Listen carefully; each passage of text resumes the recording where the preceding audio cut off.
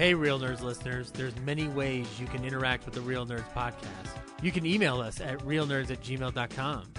You can hit us on Twitter at Real Nerds. You want to check us out on Facebook? You can. Just look for Real Nerds Podcast. You want to leave us a voicemail? Just call 720-6NERDS5. You want to listen to our episodes? You can check us out on Stitcher, iTunes, Spotify, and iHeartRadio. Thanks for listening and enjoy the show.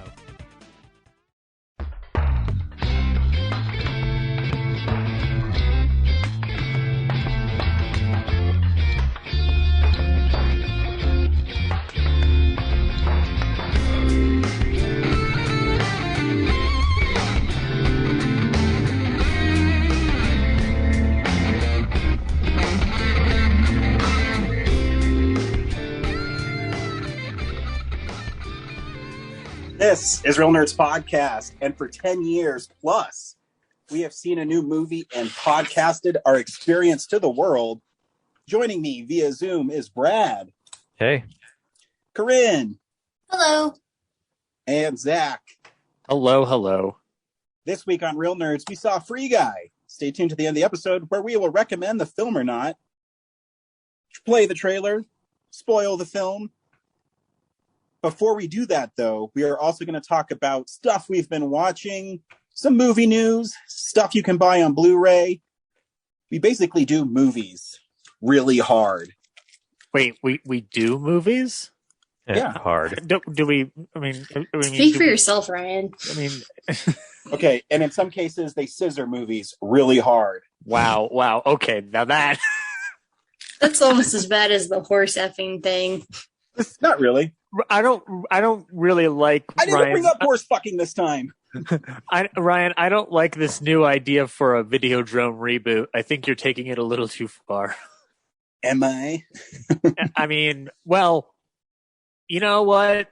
Having rewatched Videodrome not too long ago, no, you need to go further. Never mind. You are in a PG-13 zone as of now, but I need you to push it out a little bit further. Well, I always go for the NC-17, you know, just hardcore all the time. I don't want very many people to hear or see our podcast. I just want to know that I'm pushing boundaries. Yep. Crossing them caution tape lines. You don't give up. Yes. But I also we live in Colorado, and we have cool things you can do around town. Brad will tell you about them right now. Hey, film buddies, follow me around Denver.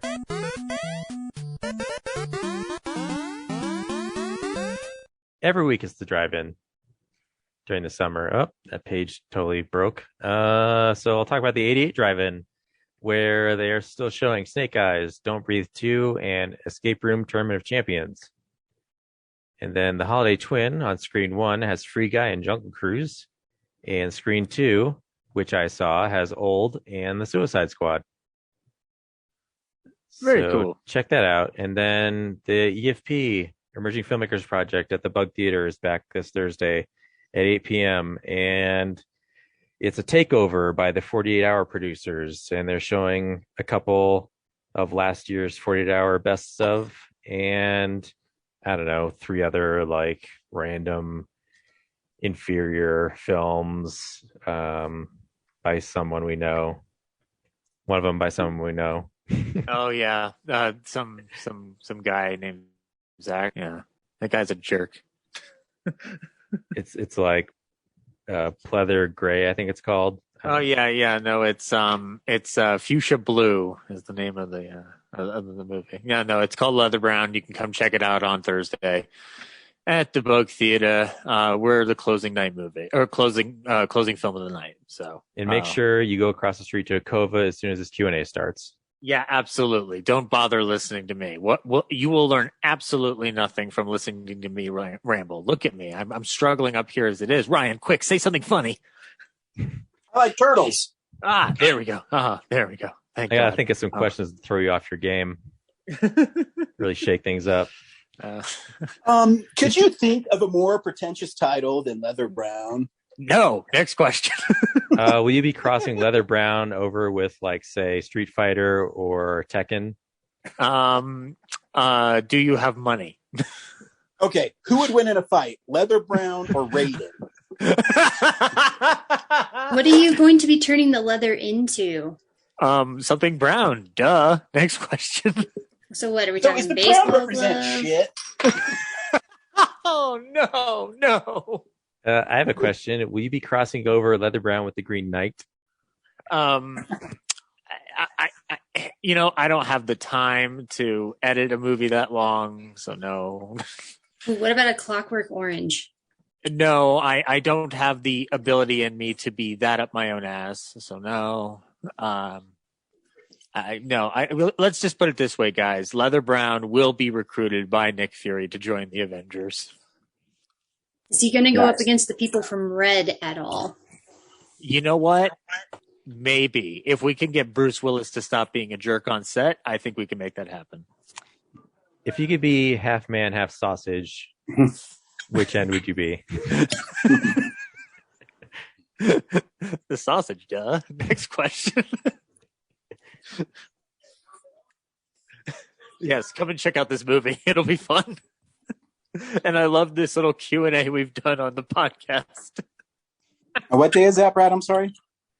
This Thursday. That's the 19th? The 19th at 8 p.m. Yeah. So, Ryan, make sure you're on duty that night. I am. Sorry. I'm gonna pay Ryan to show up and just haul you off stage. We've got a wanted animal rapist. Oof. Ew. Ew. That's an Office reference, you guys. Yep, I know. But not everybody knows The Office. We're charging you with being a Flenderson.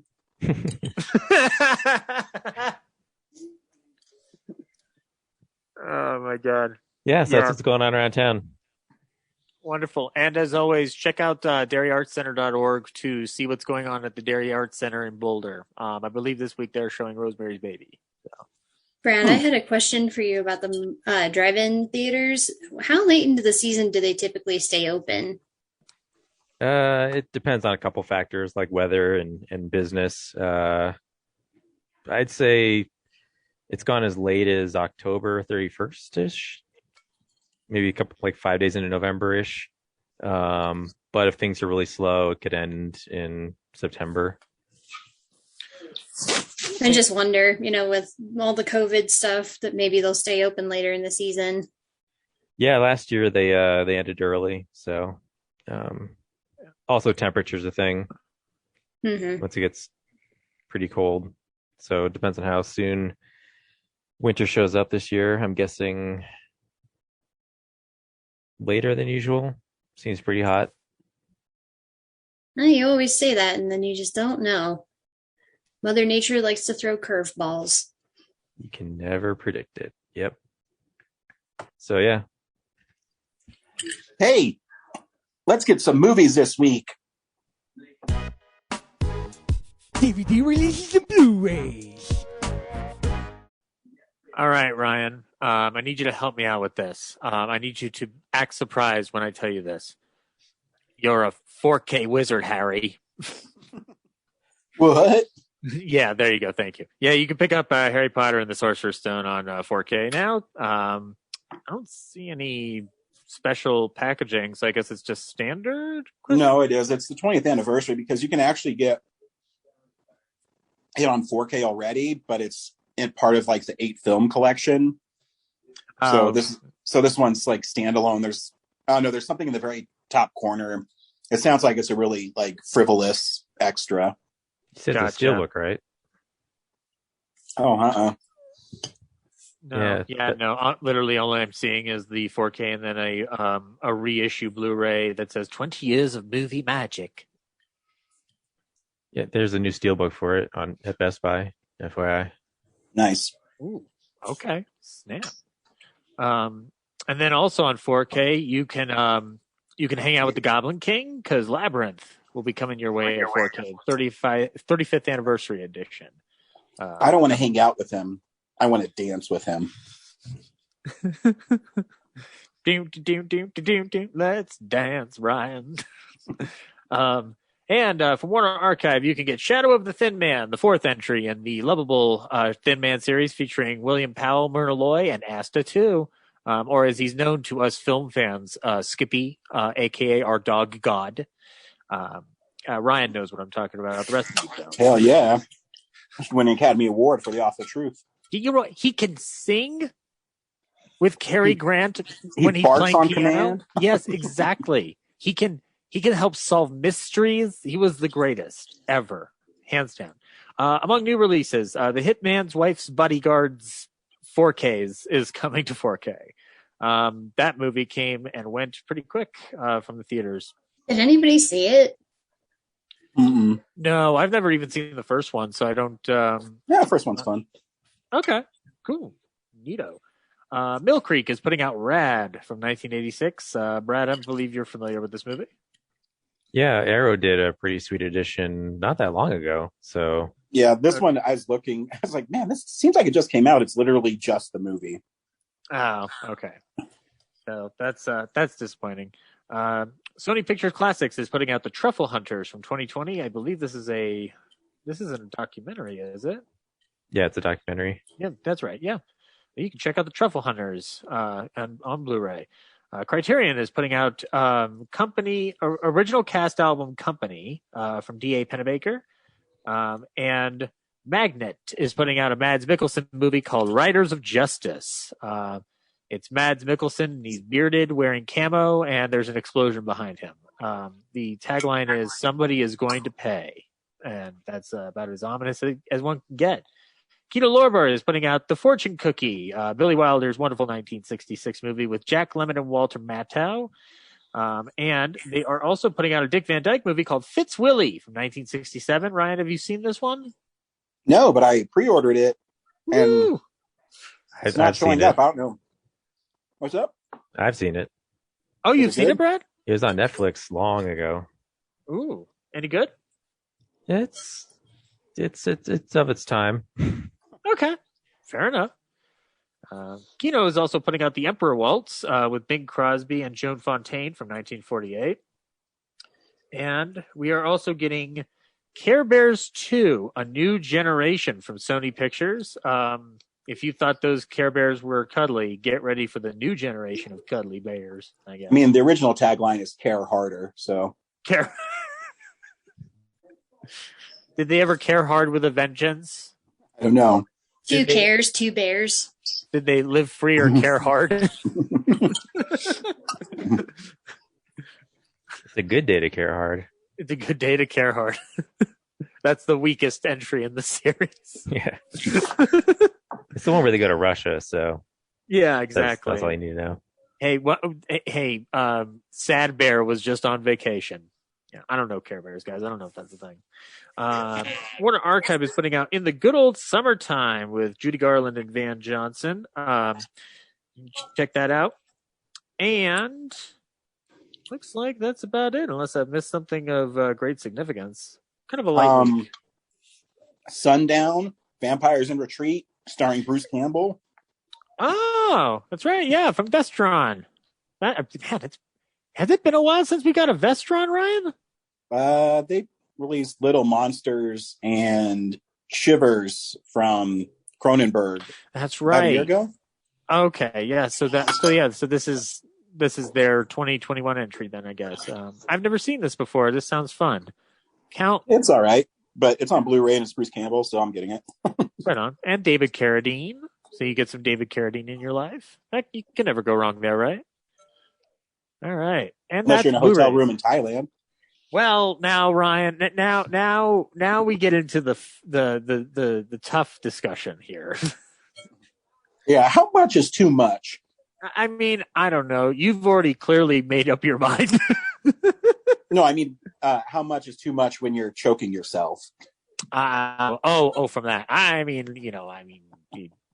it's an unfortunate accident, and that's news or Blu-rays. Way to bury the lead. Movie news. It's real news.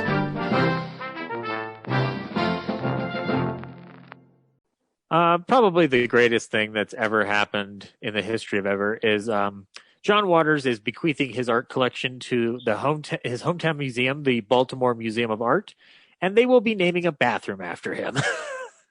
Perfect. I cannot think of a better way for this this wonderful maverick of transgressive cinema to receive such an honor.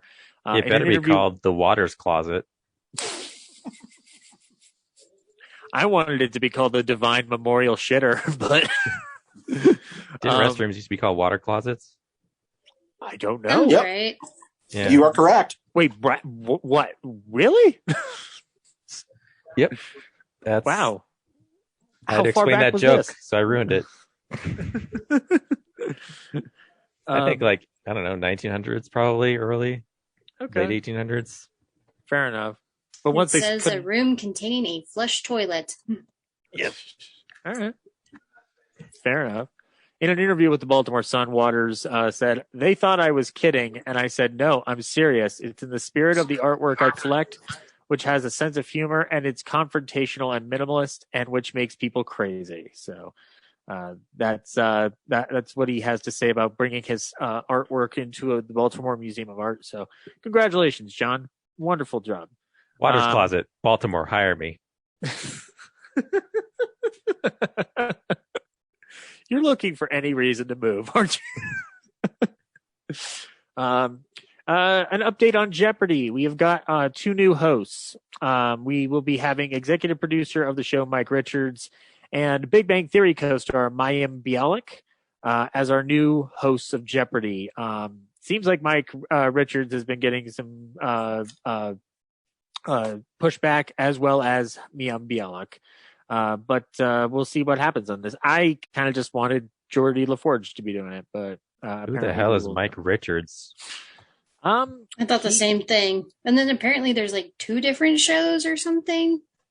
He has he was an executive producer on this and The Price is Right, and he's also had accusations thrown against him by models who were working on The Price is Right. So I'm not sure what's going on there, and I know Bialik has some contention regarding her views on vaccines. I don't know the full content of it, so I won't try to force an opinion. But needless to say, it sounds like the reception to this announcement, regardless of the feelings on either end of the spectrum, everybody agrees it's kind of bland, boring, and maybe should be something a little bit more exciting than these 2 decisions. So I don't know. Who's the famous old game show producer? I can't remember. Did Merv Griffin ever host his game shows? Ooh, I don't know. I know he had the talk show, but it's the one talk show I don't watch the most clips of. Hold on, I'll find out for that. I mean, he had his own show, but did he ever host the game shows he produced? I don't believe so. He just created them through Merv Griffin Enterprises, Jeopardy and Wheel of Fortune, which are still going strong. It's so weird to have a huge casting call and then just I'm taking the job. Yeah, it's kind of it's like dick moves when you advertise a job externally, but then you hire someone internally. It's why didn't you just do that before you advertised it? Yeah, it's almost like they're just checking boxes. Hey, we opened it up to minorities and women, but... Yeah. It's Dwight naming himself Hey King.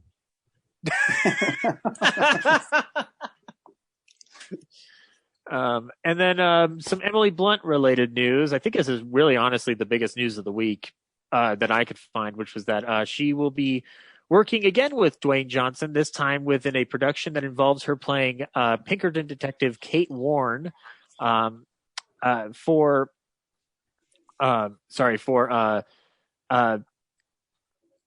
trying to get the name of this right. Careful.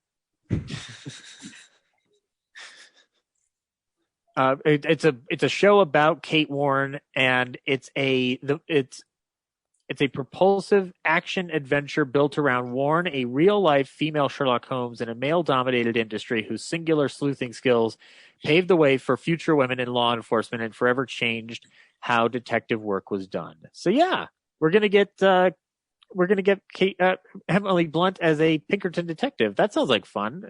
Get some Victorian era stuff going on in there. Ryan, how do you feel about that? Let's see, Emily Blunt and The Rock. I'll be there. Right on. Cool. And he's just co-producing it, so it's not. He won't be in it, but Emily Blunt, I'll be there. There you go. Wonderful. And then the last piece of news is speaking of Sherlock Holmes. What? I said, speaking of Sherlock Holmes, the death of the week. Yeah, we had 2 deaths. I'm getting to it, but first, before we talk about that, we have to talk about the fact that we lost Pat Hitchcock, dying at the age of 93. Pat Hitchcock, daughter of Alfred Hitchcock, was also an actress in films Strangers on a Train, Psycho, and Stage Fright. Arguably, Strangers on a Train features her most famous role, where she played Barbara Morton, and in Stage Fright, she plays Chubby Bannister.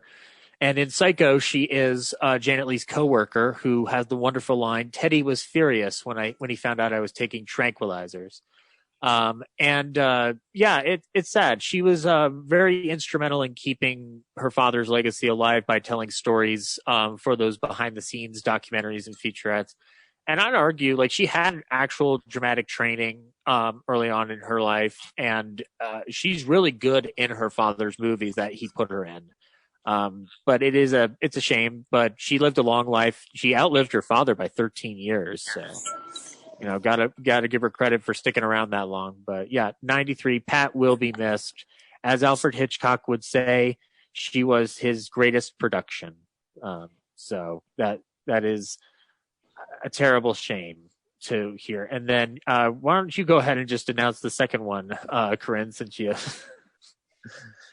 Yeah, so Una Stubbs, who played Mrs. Hudson on BBC Sherlock, passed away this week. I'm not entirely sure how old she was. She was like in her 80s or 90s, but she's been around in the British acting scene for a really long time. She's got other works beyond Sherlock, but of course, it's what a lot of people nowadays know her for. So, she just brought a lot of energy and joy to that set and that cast, it sounds like, based on the actors' comments. So, she brought a lot to the show, and she will be missed. Yeah, she started appearing in films like Summer Holiday in 1963. She was Rita Rollins on the BBC sitcoms Till Death Do Us Part and In Sickness and in Health. She was also on Wurzel Gummidge and The Worst Witch. The only way I knew her was as Mrs. Hudson, and she's a very interactive Mrs. Watson or Mrs. Hudson. She's they give her a lot to do on the show. It's a shame, but she's damn wonderful on it, and we still have the memories of Sherlock that we can. I mean, I believe Sherlock's still on Netflix, so you can always check it out and watch her wonderful work. And she was 84 when she passed, so hell of a life. And that's news. What broke before we just came on is, I know you guys are going to be upset. Hotel Transylvania 4 is going straight to Amazon. Well, Ryan, why are we doing a show anymore? Why? I know. No theatrical? Yeah, they're not going theatrical. Oh, I noticed it was coming out the same day as Addams Family 2, so that would have been an interesting pairing. The Adam Sandler isn't Dracula in it, so no one cares. Wait, he didn't come back to do the voice? Why? I don't know why. That's weird. Seems like it'd be not enough picture. Money. Maybe he got really pissed off that he didn't win that Oscar for Uncut Gems. Yeah, so he's like, fuck everything else. I'm just gonna make Hubie Halloween 2, and then I'm gonna make Punch Drunker Love. Didn't he threaten Grown Ups 3 if he didn't get an Oscar or something? Oh, I think that was a joke. No, he said he's going to make a horrible movie. His next one was Hubie Halloween, which is really fun. Yeah, so he didn't make a bad movie. So he still has to follow up on that promise, right? Yeah, so Grown Ups 3 is still in the possibility. Was what was that announcement pertaining to Rising Numbers, or was it just a business decision?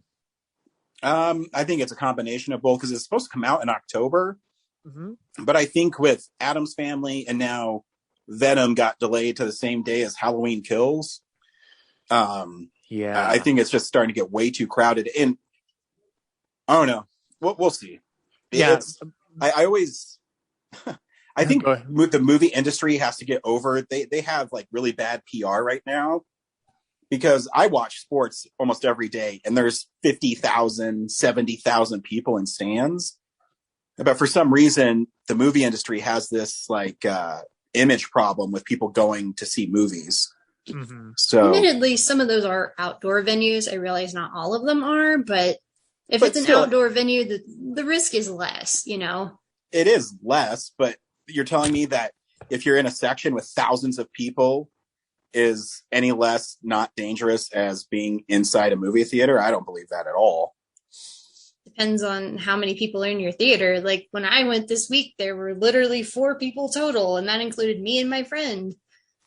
Well, theaters have the AC system, so it collects, air particles and holds them. So, but I mean, they still have an image problem with it. Right. Because they can't even attribute any outbreaks to people going to theaters. No. So it's an image problem they have. Yeah. Between that and the ability to VOD, I mean, they're in a tight spot. The coronavirus and movie studios have fundamentally changed the theater experience. Yeah. Because you can't tell me that the Suicide Squad isn't as successful as it could be because people can watch it with their subscription fee. I guarantee you that's 90% of what drove it to not have as big of numbers. Yeah.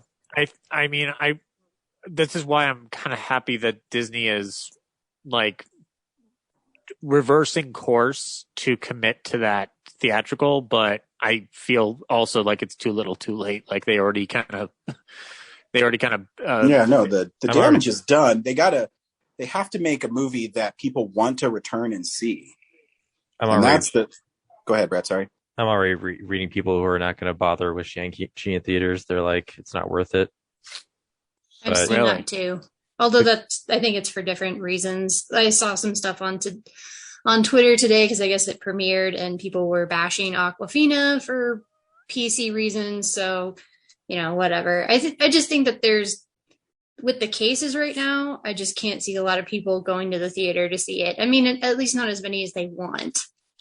But too, it's also, this is what people have to remember, and this is what I mean too, is the cases are really bad in the South. Yeah. The South makes up 97% of coronavirus cases. So they got to figure out, I don't know how they do it. I mean, I don't think they can, but because right now, I mean, Colorado isn't spiking that much. Other states that have high vaccination rates aren't spiking that much. So like I said, they have an image problem. They have an image problem if people don't want to go. And then movie companies the studios are hurting themselves because, I mean, I was reading that The Green Knight's going to be coming out on VOD next week. Yeah. So it's a quick turnaround. Well, that might be because they're getting pushed out of the theaters because so much is getting released every week. Well, no, because they signed these deals with them this year where it's like Universal only has, I think it's 17 days where it has to be in theaters. So they've shortened the window, and they're going to have to wait till next year before they're going to even see the kind of movies they want. And I don't think there's really been a movie that's driving people to go. I looked up the numbers this morning, and 2021, the highest grossing movie was Black Widow with $189 million. And then I think Fast 9 might have been number 2. You know what we've got to do, Brad? We need to make Thunderbolt 3 now. Now's the time. Yeah. That will save movie theaters. Those Black Widow's numbers aren't too far off from Thor and Captain America First Avenger 10 years ago, so that's not terrible. Yeah, that's what I mean. They have an image problem. Like, I think worldwide, Fast 9 has made $600-700 million. They got to find a way to break that barrier down, and the constant fear that people are being fed constantly does not help. And we have to be smarter. If it's going to be wearing masks indoors, wear masks. If it's getting vaccinated, get vaccinated. Yeah. It's there's ways to solve this. It's just people are being ignorant. Yeah. Things are looking up for Suicide Squad though, because apparently it's doing better overseas. So yeah, I mean, it's what it is right now. And I can't believe Venom moved to Halloween Kills Day. Yeah, that's the thing, guys. You if you have to make sure that at the very least Halloween Kills beats Venom 2. Well, that's what I mean. Like, you don't want to be in September 24th because you're worried about spiking things, and you're going to move it to another huge movie that people are anticipating in hopes. My guess is they're hoping Halloween moves. But ooh, if it did though, move it to Halloween night. Ooh. Yeah, October's already like super stacked, and September is almost nothing. It's a really interesting schedule for us coming up. Like if I was producers of Halloween Kills, I'm like, all right, let's move it to where Venom was. Fuck it. Ooh, yeah. Just move it up like however many weeks. Week before No Time to Die. Yeah, might be that's true. Bit of a challenge.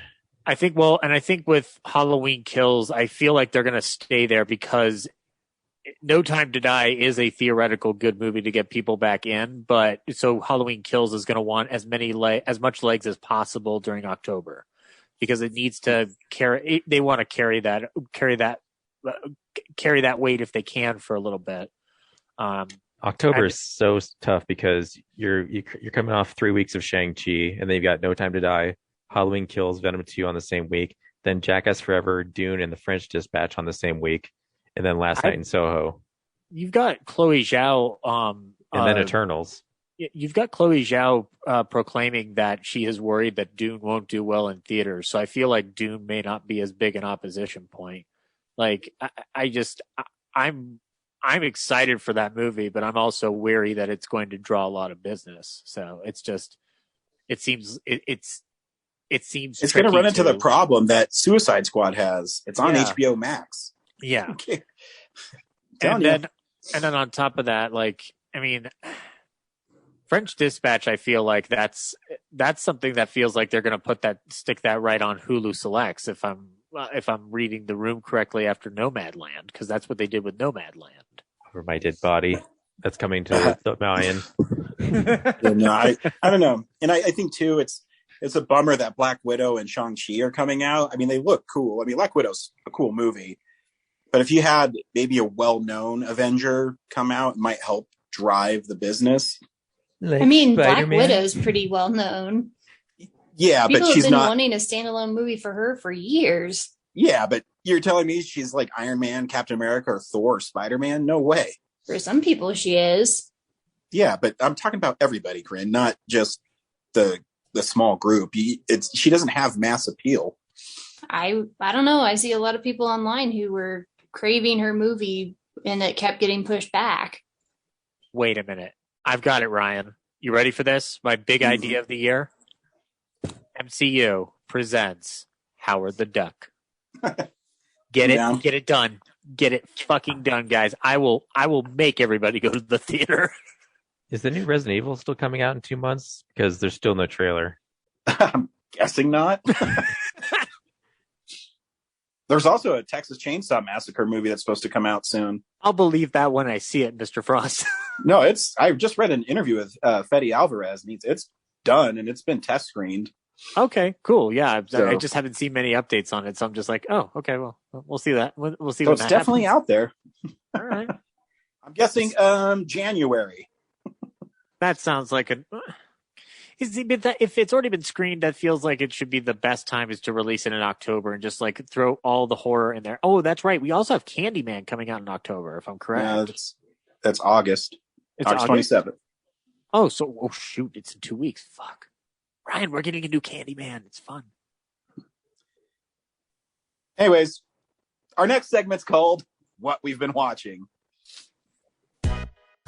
So, this is the stuff we've been watching. Brad, start us off. Oh, gosh. Where do I begin? I finally watched Speed for the first time. The 1994 hot classic. shot. air quotes classic. I don't know if I've ever seen that movie all the way through. I think I've caught parts of it on like cable or whatever. Yeah, seems fun. It's okay. I'm sure it was amazing back in 1994. But today, I don't know. There's Avengers movies, so you can't really compete with that kind of adrenaline rush. And I get it was kind of like a first of its kind type of thing. I mean, it's Die Hard on a bus, but the filmmaking involved with filming a bus in LA going 50 miles an hour, although a lot of times I was watching it seemed it was only doing like 30. And then there's like this part where it's making this hard turn onto an off ramp, and you can see in the background, because there's like that flatbed of police officers that are like monitoring it and following along, and they just sped up the footage. So if you look closely, like all of a sudden all the police officers like are moving really fast in the background. So they could add some speed to the bus that makes the sharp turn. The movie's called Speed, Brad, so they move at a faster frame rate. Oh, it's so deep.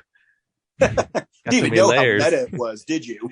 Yeah, on top of that, like the dialogue's super cheesy, and everyone always talks about like how great the relationship between Sandra Bullock and Keanu Reeves is in the movie. And I'm just like, it's so like, I don't know, it seems super superficial and shallow to me. Like, it's not like they had like great one-liner exchanges back and forth, It's like, hey, we're just like in this high pressure environment, so everything's contrived. At least I'm taller. Yeah, that was pretty sweet. I don't know. I think the movie's pretty fun. It's so telegraphed. I'm a sucker for 90s action movies and 80s action movies. I still think it's a fun movie. Oh, me too. But I'm like, people always say like, oh, Speed 2 is terrible, and I've never seen that one either. But I'm guessing it's probably not that much different from this one. Oh no, it's terrible. Okay, well, maybe I'll try to find it for free. And it stars Jason Patrick. Yeah, it's on a cruise liner, which can't go very fast. So yeah, we'll see. But yeah, I just wasn't like impressed. And then I watched a bunch of TV shows. Ted Lasso's Christmas special was fun, but at the same time, like, we're already kind of sort of halfway through a season, and it's only so far kind of kicking off. And so I'm like, there's a very limited number of episodes to put together a story. So I feel like it was kind of a waste of time, but it was still fun to see those characters do a Christmas episode. Also, why a Christmas episode in August? Does Britain? I know you can watch the show anytime eventually, so I guess it doesn't matter, but it was just kind of a weird, like, deviation from the show. I'm sure Corinne will talk about it more. Maybe. Oh yeah. I don't think they have any control over like the release schedule. So maybe the writers were like, well, we want to do a Christmas episode. And then they're like, okay, but it's not getting released until August. Yeah. I guess Simpsons does their like Halloween episode often, like in September too, so it's not that unheard of. And then I also started watching AP Bio, which is like another dysfunctional teacher show from the same time like Those Who Can't was on. And it's okay. It's not, I don't think it's as fun as Those Who Can't, because there's only the main character, Glenn Howerton from Always Sunny. He's a teacher who used to teach at Harvard, or I guess he's a professor at Harvard, who got disgraced by his rival and has to take a job at what town was it? So, some high school in Ohio, I think it was. And he hates being there. On day one, he drives through the school sign with his car. He doesn't teach biology at all, and so the class is filled with nerds who just want to actually learn and achieve, and he flat out refuses to teach them anything. And so they have to find ways to trick him into teaching him, and he is on a mission just to bang like his high school girlfriend, and disgrace the guy who made him lose his job at Harvard. So yeah, I like Len Howerton a lot. Yeah, I mean, he's kind of still playing his character from Always Sunny, but yeah, just in this new show with like a lot of supporting characters. What else? What's something else? Oh yeah, the Drive-In. So obviously I've seen the Suicide Squad a bunch, so don't need to reiterate that. Other than it's still great. But I watched Old. Which is it M. Night Shyamalan being awesome again? I bet. I was tempted to see that, Brad, and I still might. I'm curious. What did you think of it? Yeah, I wasn't going to, but since it was paired up with Suicide Squad, I was like, okay, I'll give it a shot. And I wrote on Letterboxd, it is the most robotic movie I think I've ever seen. It feels like it was written by an AI and acted by robots, because this, and just like The Sixth Sense, like 5 minutes in, I know exactly where this is going. So the twist at the end isn't that much of a surprise. But there's this family, they go on vacation to this resort, and then the resort owner's like, hey, we have this exclusive getaway for very special people. And so gather up your family, your things. We'll throw you on the shuttle, and they'll take you down to the coast, and you'll have like this private experience. And then load up into the shuttle, and then suddenly they're paired up with like two other groups of guests. And they're like, I guess this wasn't that exclusive. And so they all go down to the coast, and then within seconds, madness ensues, and all the kids are aging, getting older really rapidly, and then all the adults are slowly getting older, and everyone's losing their minds. And for people who are in the most insane experience of their life, are pretty nonplussed about it.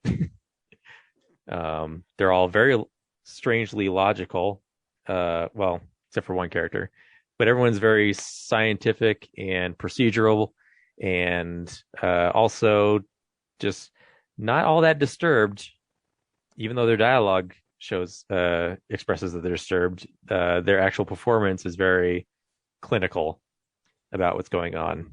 So, yeah. It's interesting how Shyamalan started his career with great performances in The Sixth Sense and Unbreakable, and it's almost as if he doesn't care about performances as much anymore. Yeah, I mean, I feel like everyone is doing their best to amplify the really dry dialogue, but at the end of the day, they're just very much like, oh my God, can you believe our son? He's aged like 10 years.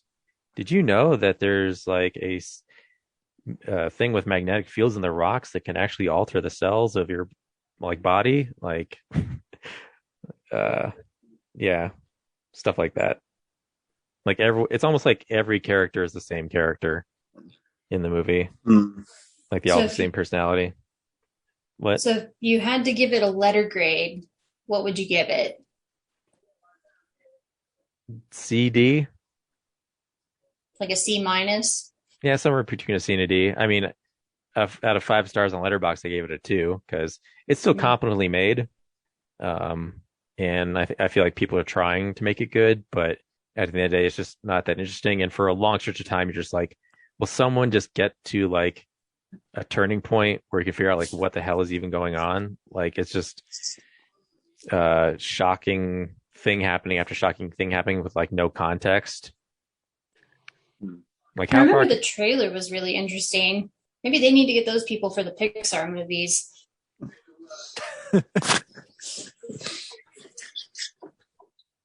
Anyway, what were you saying, Brad?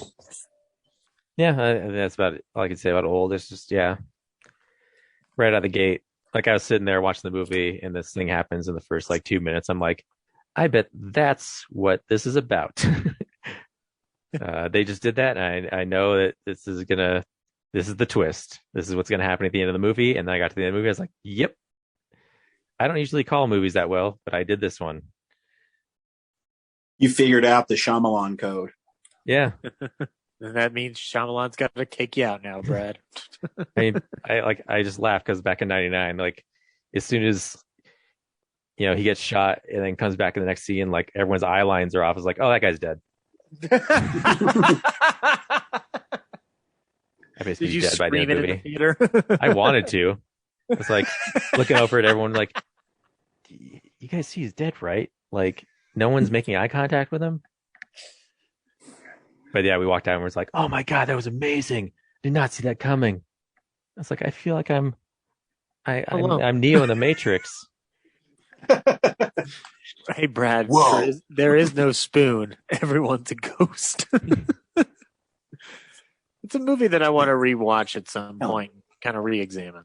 So, yeah, I haven't seen it since the theater. But, yeah, that's it for me. Oh, I forgot to talk about SNL. This one thing because I still can go through it. I'm on season 5 now, and I haven't talked about it in like 2 weeks. I keep forgetting, but so in season 3 they kind of settle into the framework of the show as we have known it for like 40 years, right? And everything's going smoothly, and then Gary Busey guests on an episode. And oh wow! I love how you started off with that. Everything's going great, and then Gary Busey.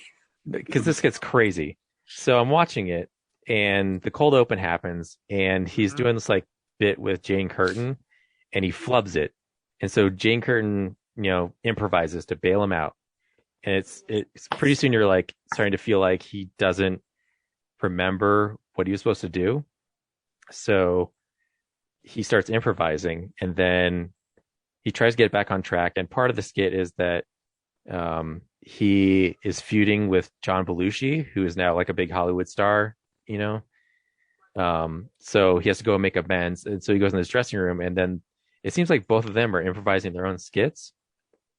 And then, so the cold opens kind of, there's just like this off thing, like they're not on the same page.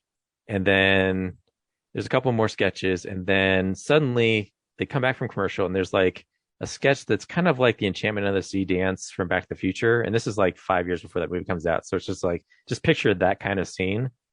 But that's like, Back to the Future is not the sketch. It's just like, imagine that environment. But the sketches, the band, like the Marvin Berry band, and then a bunch of the teachers are hitting on the students. And then suddenly, like, Gary Busey comes from the background. He's like the band leader. He comes to the foreground to do like his part of this really like super long sketch about this, right? It's like almost half the show, and he's got a black eye, like it's swelling, like you couldn't see it because it's the 70s and the resolutions, but like once he's close to the camera, he's got a swollen eye.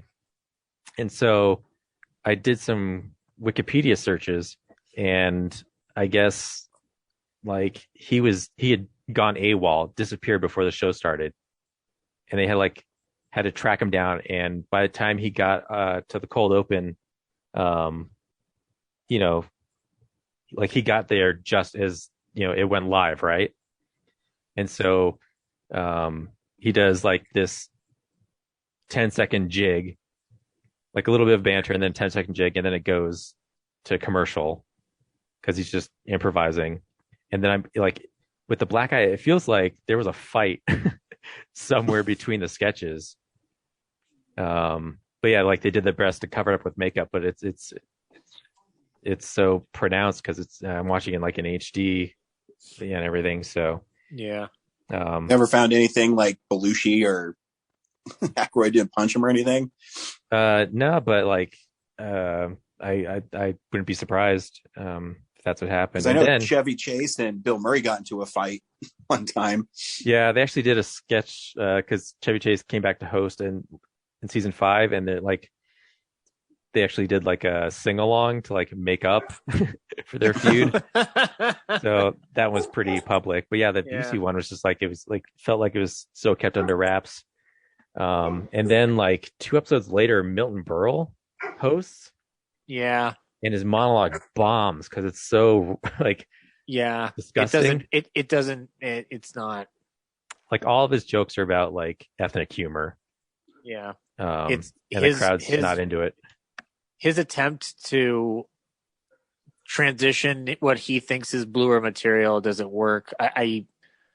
It's not a fun episode of SNL to watch.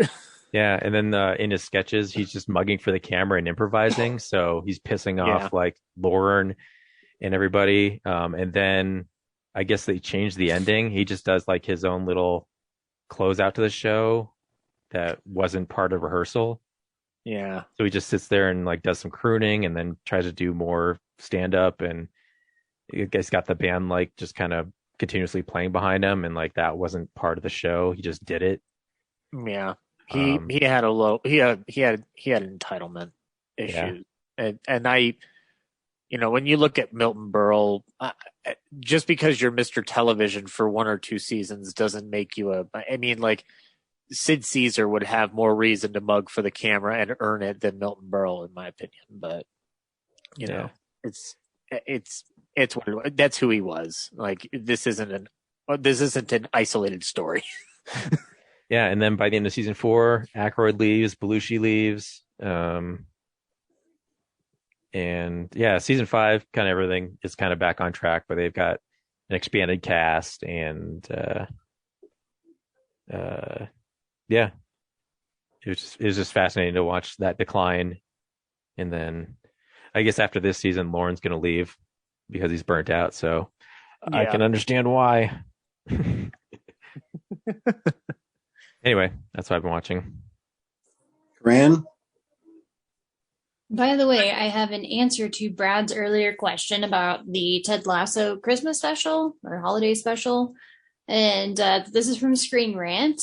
Per a report from the LA Times, the episode was added after Apple extended Ted Lasso season 2 from 10 episodes to 12, allowing for the writing team to come up with 2 more independent episodes to sprinkle into the existing story.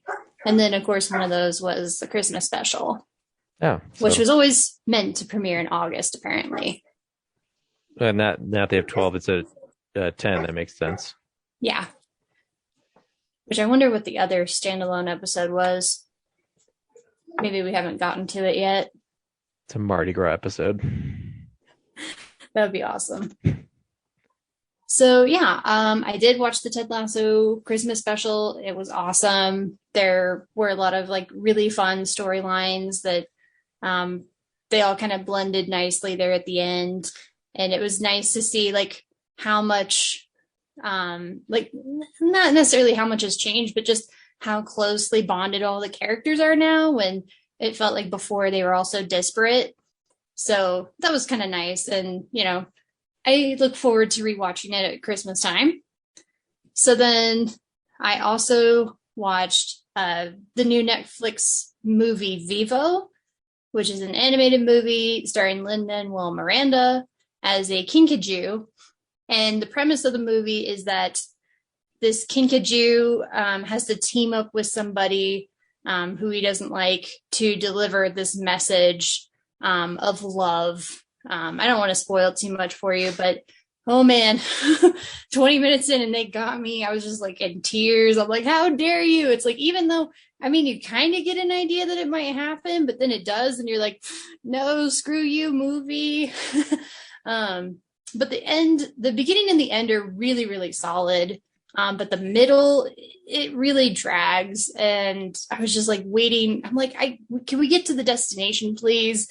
Like, I'm so tired of, he has to go to Miami to deliver this message. And there's like all this shenaniganery along the way. So they keep having to take all these like detours and new routes and things like that.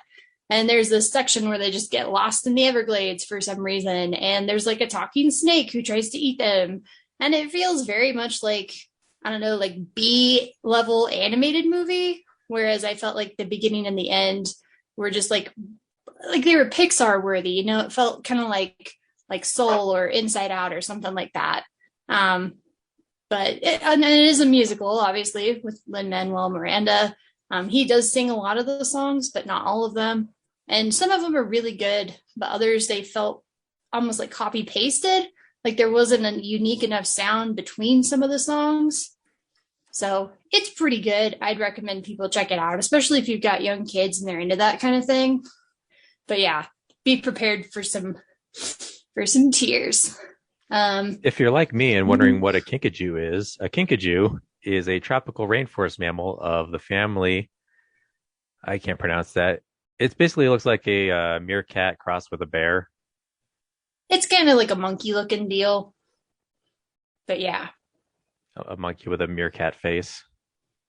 Yeah, he kind of looks like a monkey in the movie. And they just keep calling him a kinkajou, so... I had no idea that was an animal until I Wikipedia'd it just now. I feel like I've heard of it before, but I mean, I don't really care. Anyway, also on Netflix, new documentary dropped, which I don't watch documentaries, but I've always been morbidly fascinated with the subject matter of this. And so I was like, I gotta check this out. It's called Untold, Malice at the Palace, which is about a November 2004 fight at an NBA game that involved not only NBA players, but also NBA fans.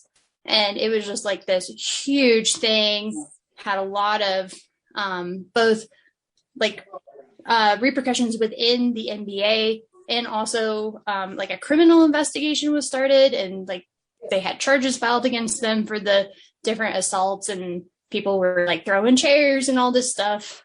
It got really out of hand, and I knew about it. I don't know, like it's just they really, in the documentary, they kind of lean more toward the players' side, and they try to tell it from their perspective, which I understand, especially because some of the players were like, I never want to talk about this again. This is the only time I'm ever going to do a documentary about this. I want to leave it behind me. And that's a really important angle. And they do incorporate other people who were there, but they don't focus so much on their side of the story. And I feel like it was trying to do like a little bit of, I don't know, like just try to take like, oh, they're not really all that guilty of what they did. And I don't know, it felt like it was trying to like take the sin or the stain of the thing away from them. And I'm like, I don't think that that's really fair, because yes, the fans were equally involved, but it was still the decision of the players to go into the stands and try to fight people, which was and the players themselves don't necessarily like try to absolve themselves. They're like, I know I did wrong, but they're also, the fans were also in the wrong for what they did. And I don't know, I felt like the documentary was kind of trying to absolve some of it, but I don't know. Other things I've seen about it, even just like YouTube videos, took a more neutral approach and just said, hey, everybody was responsible for this and everybody got punished. I do think I agree with the opinions that the NBA was really, really harsh toward the players. And the one, he's now called Meta World Peace, but he used to go by Ron Artest, and he was kind of the main instigator of like going into the stands, and he got suspended for the rest of the season. And he thought that was really unfair, and all these other players, like 2 other players on his team, got suspended for at least a dozen games because of their actions. And so they were saying that it was a really harsh punishment. And I guess I can see that, like, it was really excessive, but as far as I know, nothing like that had ever happened before, and I don't think anything like that's ever happened since. So I can understand why the NBA really tried to save face and really came down hard on the players. So anyway, check it out. It's called Untold. They do that on any time in sports when something that crazy happens, because they want to make an example out of the players because they don't want any other players to do that again. Right. But the argument from one of the, I think it was even like the DA or the prosecutor, who said that, the NBA had a harsher sentence toward them than even the law did, because they only got charged with misdemeanors. It wasn't even like a felony or anything. Yeah. But anyway, it's called Untold, Malice at the Palace. It just dropped on Netflix, I think like last week. So check that out if you want. And let's see. Also, I haven't talked about it recently, but I'm caught up again on the Owl House. They just had their mid-season finale, left us on a little bit of a cliffhanger. It's still just a really, really great show. It gives you a lot of time with these characters and getting to see just like the different dimensions of everybody, not just like the good guys. There's the one antagonist who you get the feeling like he's going to be coming over to the good side pretty soon. And then just like they keep just like these little hints of, blink and you'll miss it kind of like details of like, oh, that points to this thing, which connects to that. So that means this character could be this character. And it's just like fun to see people like theorizing and building on all these like cool, not conspiracies, but just these different ideas that, it's a really well put together show. So the Owl House, check it out. And that's all I've been watching. Zach? Oh, I watched a lot of things, so buckle up. I've been doing some research on a couple different directors, so I was going through some of their filmographies. First of all, I went back to Chaplin and I rewatched The Gold Rush, but this time I decided to try the version that Chaplin re-released with sound and voiceover added to it, and the beautiful part of a mute button is that at a certain point it got a little too unbearable, so I just turned off the sound and watched the movie silent with no score. And I was texting Ryan throughout it going like, I think it's still worth watching as a curio, but it doesn't work the same as watching it as a silent feature. I understand why Chaplin did it. It just doesn't work for me personally. On the flip side of that, I rewatched City Lights, which is a movie that brought sound design into it, but doesn't have any talking. And that's still a masterpiece. In the version that we have. So I really enjoyed watching in both films, just kind of studying Chaplin's movements, and the way everything is blocked and choreographed is so precisely like a ballet. In City Lights in particular, he perfects the boxing scenes from previous shorts. And it's just a wonder to watch. It is like literally just like watching a wonderful, lovely ballet. And the transfers on these films look fantastic. And there's only one thing in City Lights that looks like they just couldn't restore part of the print. Everything else looks like it was literally being shot yesterday. And one of the beautiful parts of silent films of that era is watching when they go out on location and run and gun it. And actually get cityscapes, and it's not studio bound, and you can clearly see that they're out on a location.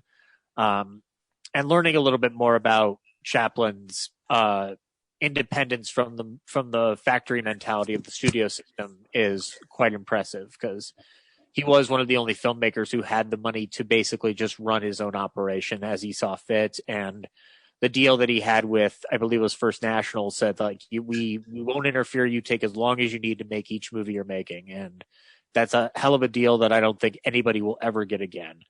And then I started digging into some Sam Fuller. And one of the films that I watched was I Shot Jesse James. This is one of his first films. And it had been a while since I had seen the 2007 film Assassination of Jesse James by the coward Robert Ford. This film is not 3 hours. I Shot Jesse James is only 1 hour and 21 minutes, and it fictionalizes heavy portions of the way Bob Ford meets his demise. It's beautifully shot and wonderfully acted. And from moment one, you start seeing Sam Fuller's more out there spirit. And it's like the opening shot, there are no words. It's a bank holdup that goes wrong, and it gets brutal pretty quick within the first, I want to say, minute. It gets absolutely brutal for a 1949 movie. And it's allowed to be much more challenging than I would have expected a movie of this length and at this era to be. They do give the actor playing Bob Ford a lot of moments to sink into his into the things that will bring his downfall at the hands of Kelly. And they fictionalize Kelly a lot in this film in order to give some dramatic heft to Bob Ford's demise eventually. But it's wonderful. It's on HBO Max if anybody wants to check it out. It's a really solid Western of the era that I think is allowed to go into places that others aren't.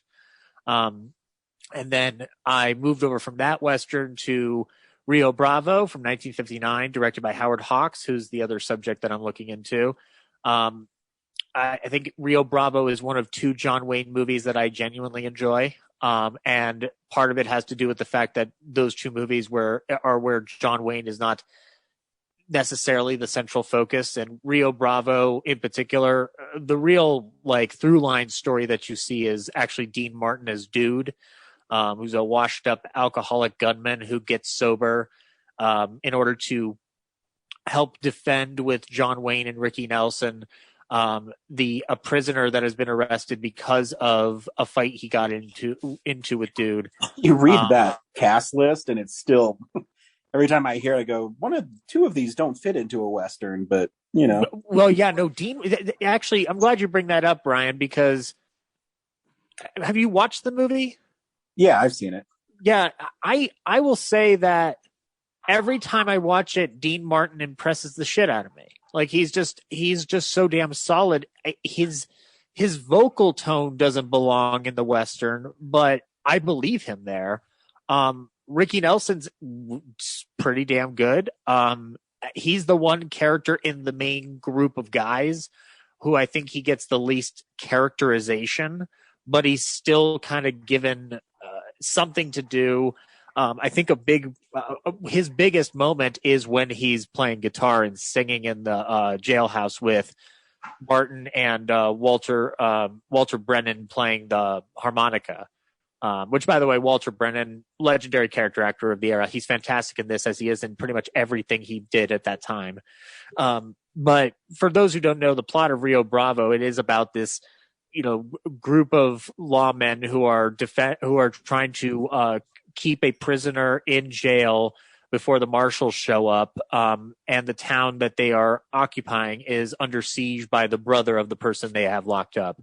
If anybody's seen Assault on Precinct 13, it's basically an urban version of Rio Bravo, only way shorter and way more violent. Both actually would actually make a really good double bill to just do those side by side and watch what Carpenter lifts off of it.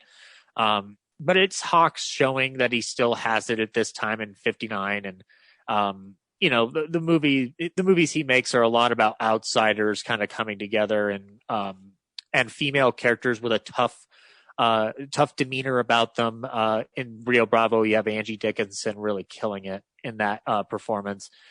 She's way too, there's a May-December relationship going on between her and Wayne, but you could feel it. And I will say it's one of those films where I feel like as I've said before, I'm not a big John Wayne fan for a lot of reasons, but I love whenever people are able to get John Wayne to feel humbled, and have humility. And this film provides a lot of moments for that. So, that might factor into why I appreciate the film and him in it.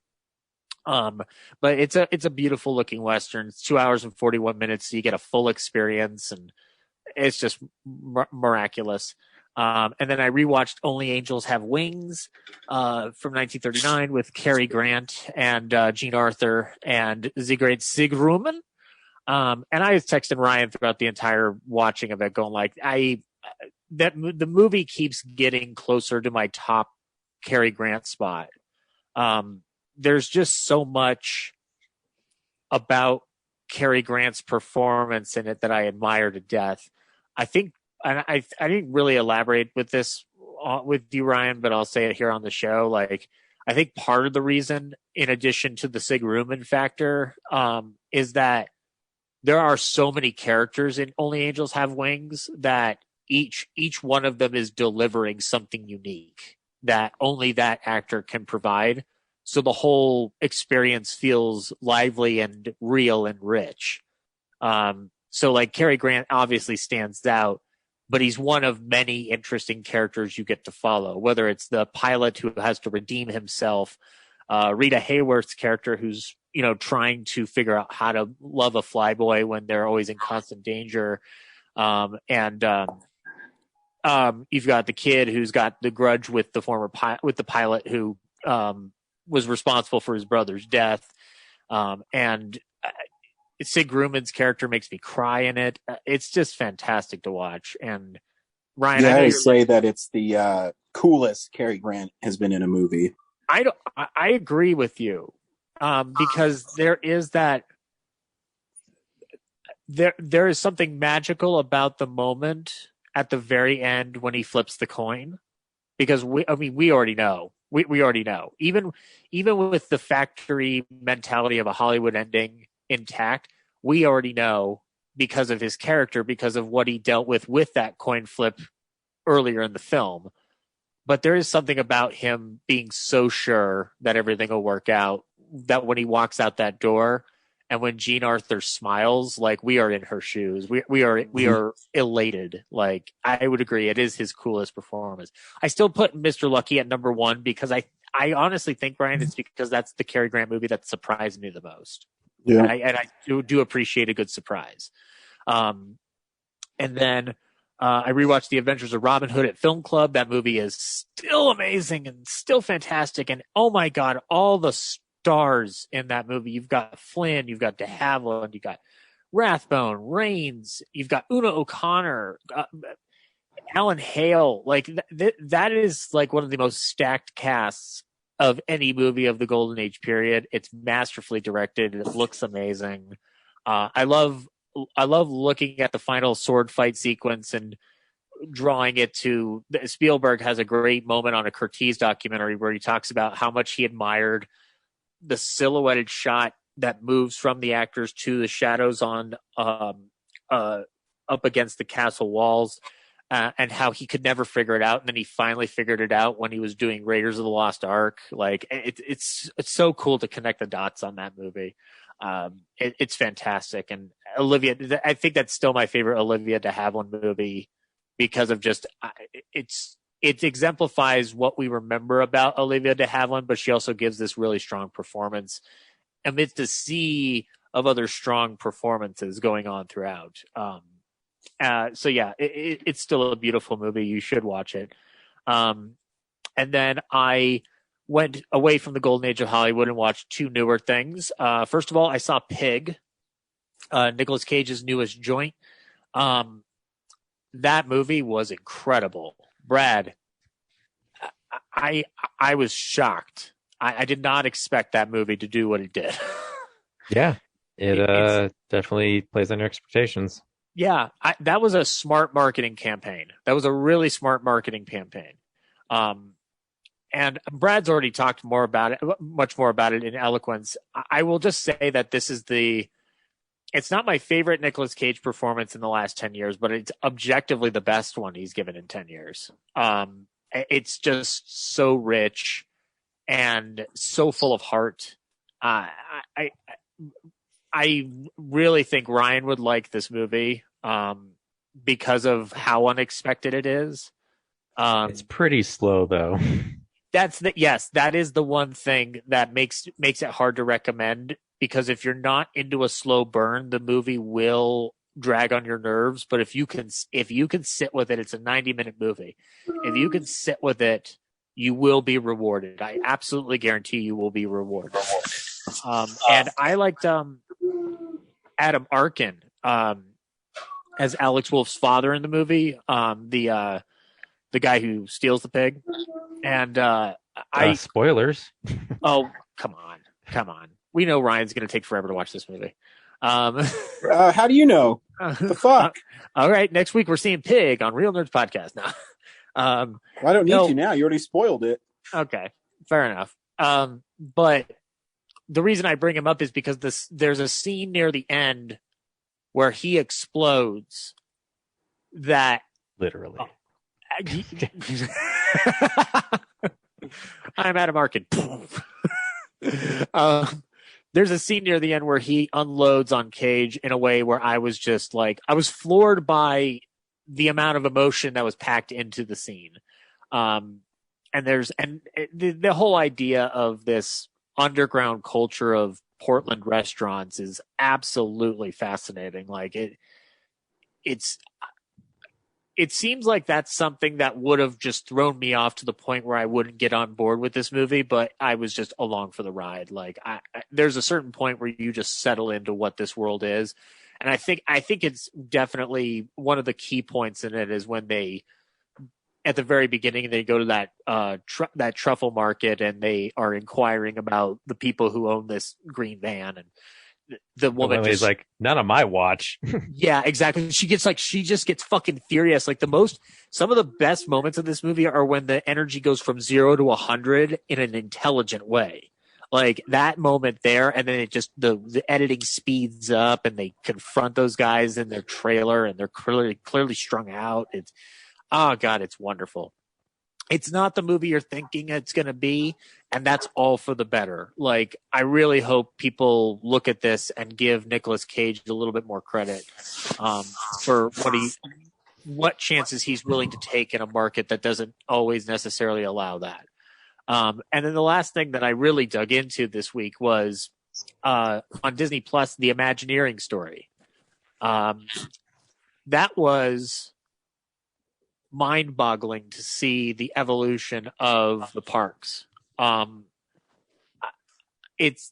biggest quibble with it is by the time we get to the end, it feels like it's a Bob Iger piece, because the first 4 installments are very, very upfront and honest with the detriments to whether it's Walt or Roy's ambitions in the parks, or more specifically the Michael Eisner regime. And it was just kind of an interesting extension off of an old told story about the building of Disneyland. I loved that we got like what happens after it opens, like how many of these attractions were still in development when Walt died, and then were finished afterwards because he had that much confidence in his team. The building of Epcot was very interesting, and how Epcot went from what Walt had envisioned as that planned development community into what it's become is quite interesting. The building of Disney parks outside of the U.S., I think, was the most interesting one, because they talk about how there's this very tough challenge ahead of them to blend the culture that they live in, where they're building the park, with the Disney IP, and how do you solve those problems? And you get to watch craftsmen at work building technology or creating art. It's very, very wonderful to look at and watch. The benefit of those final 2 episodes is that you do get to see this innovation and technology that's currently happening at the park that I wasn't even in tune with. I know about the building of the Millennium Falcon and the addition of the Avatar ride to the park, but I had no idea that they built a whole new Pirates ride for Disneyland Shanghai, I think it is. And watching the development of the cruise boats, which is something that I don't think about with Disney because I'll never be able to afford those cruises. So yeah, it's a wonderful documentary series. I do recommend you check it out. It's pretty damn delightful if you're a Disney fan, and even if you're just a fan of the history of theme parks. And and the last thing I'll say about it, the debacle over California Adventure and how they overhauled that. I will say that that's my favorite part of the whole Bob Iger element of it, is showing how he overhauled it. In spite of what I said about the back half being more like this big Bob Iger propaganda piece, the overhaul of California Adventure is easily one of the most fascinating things about it. And just how do you take something that was kind of a botched idea and retool it for Disney? So like the building of the Cars Land was incredible to watch. And that the water fountain that shoots up different colors, and they create this whole water show dedicated to the wonderful world of color. Like it's wonderful. So yeah, if you haven't seen it, I would recommend you check it out. And that's all I watched this week. Hey, Corinne, you forgot to tell us about something. Yes, I forgot to tell all of you that I didn't get to go see Free Guy this week, but I did go see Respect, which is the Aretha Franklin biopic, starring Jennifer Hudson. And it's pretty good. It's a little long, and I think I don't know, I felt like there was just not like a real like rise and fall to it. Like I was wondering like when is this movie gonna end exactly? And then we kind of get to the sequence at the end and I'm like, is this it? And then it ended and I was like, oh, okay. But yeah, it's just very interesting movie, and getting to learn about her life and just her career. And she had to go through a lot of shit to get to where she ended up, as the Queen of Soul, and did a lot of men in her life that kind of both helped and hindered her along the way. And yeah, like I said, it's pretty good. I think it's worth seeing. Maybe not in the theater, but if it's on VOD or something.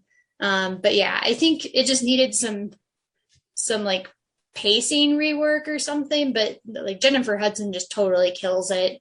She disappeared into the role for me, and the music's great. So I say check it out. Yeah, I would say Aretha Franklin makes great music. But I read that Jennifer Hudson re-records them all. Yeah, it sounds like it's her vocals, not Aretha's. But it was nice at the very end. They do kind of like, not like a montage, but they do show different clips of actual Aretha Franklin, and just kind of later in life, because the story ends, I guess, mild spoilers. She's like maybe in her 30s or 40s. And of course, Aretha Franklin lived to be like 70s or 80s. So the clips at the very end that play over the credits kind of go through like some of the things that she did later in her life and some of the awards and honors she received. And it's kind of nice that the actual queen got to have the last word in her movie. Yeah. I just watched a couple things this week. I've been watching Buffy again. Fun show. If you haven't watched it, you should. It's on Amazon Prime. I'm on I think season 3. Good times had by all with snappy one-liners. I watched What If, the new Marvel series on Disney Plus. So did I. And Me too. Fun. I forgot to talk about that. It's fun. I always love Peggy Carter, and I actually have the comic where she becomes Captain Carter.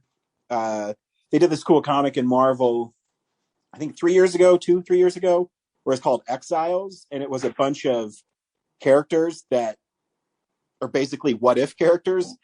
So it's Captain Carter, and then there's a little cartoon Wolverine, and it's a really bizarre comic, but it's really fun. But yeah, I had fun with it.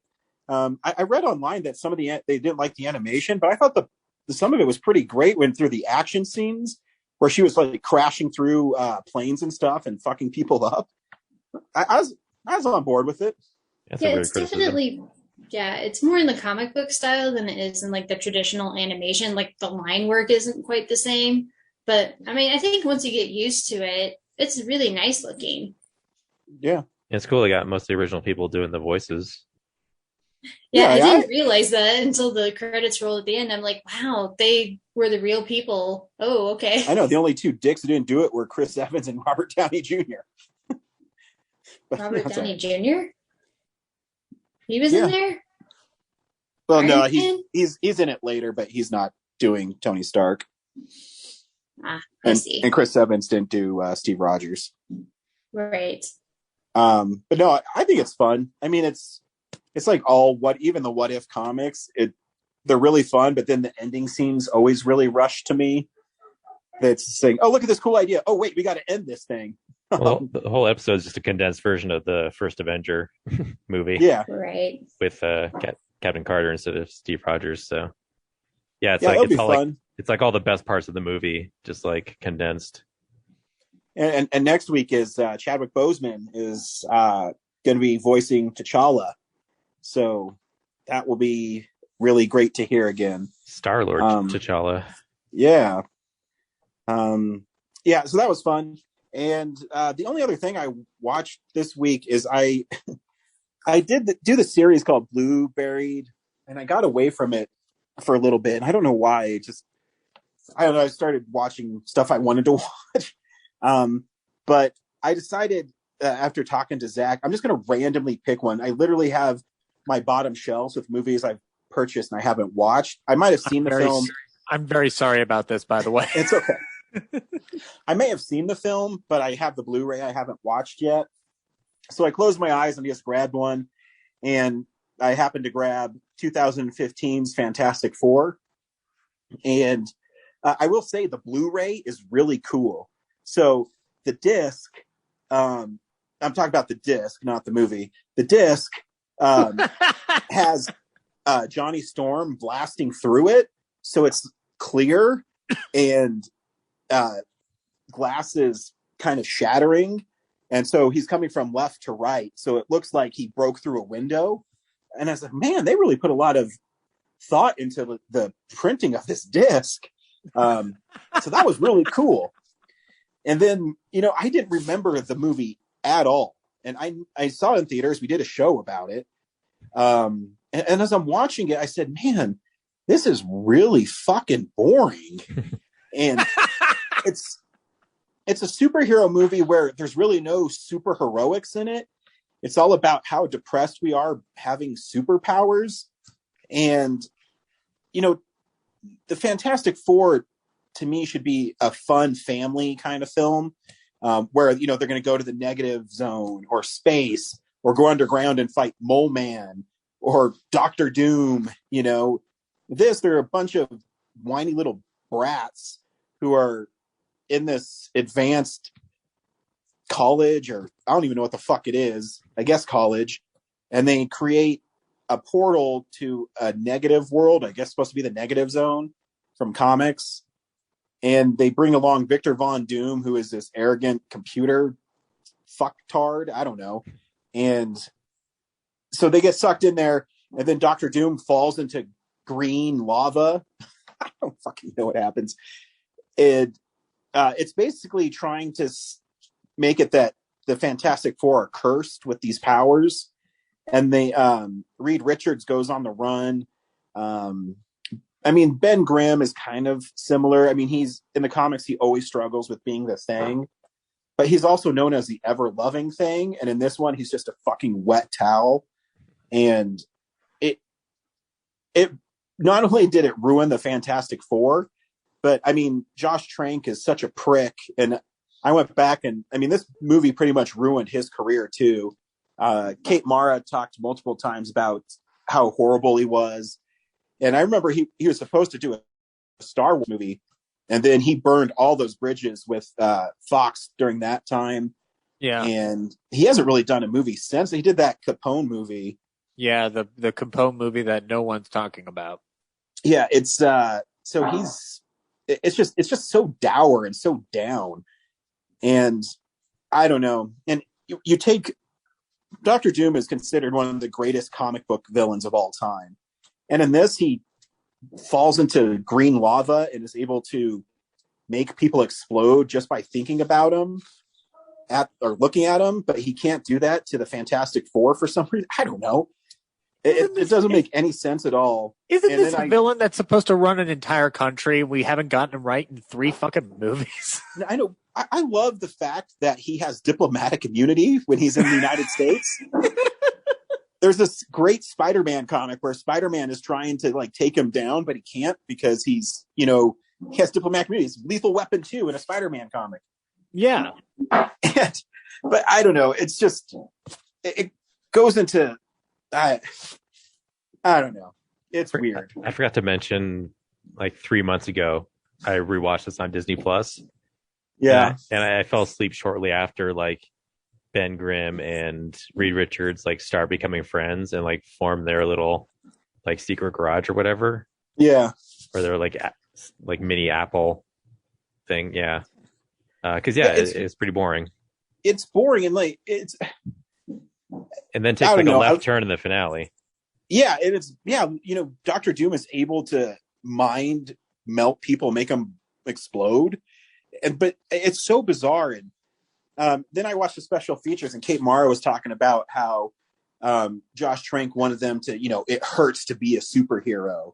And then I got that, and you could tell the reshoots are the final act, and Miles Teller is phoning it in at the end. It's painful. There is some cool things in it. But I think they did the Fantastic Four dirty by trying to make it dark and really grounded. And, I've always said you don't have to make superheroes dark. And it really only works for people like Batman and Daredevil. It doesn't work for the Fantastic Four. Howard the Duck. Howard the Duck is just too weird. I mean, if they make a weird movie, I heard Leah Thompson is like jonesing to direct it, and I'm totally on board with that because she's a great director now. So I'm down with that idea too. Do it. So yeah, and that's what I watched this week. This week on Real Nerds Podcast, we saw Free Guy. Zach, should people see Free Guy?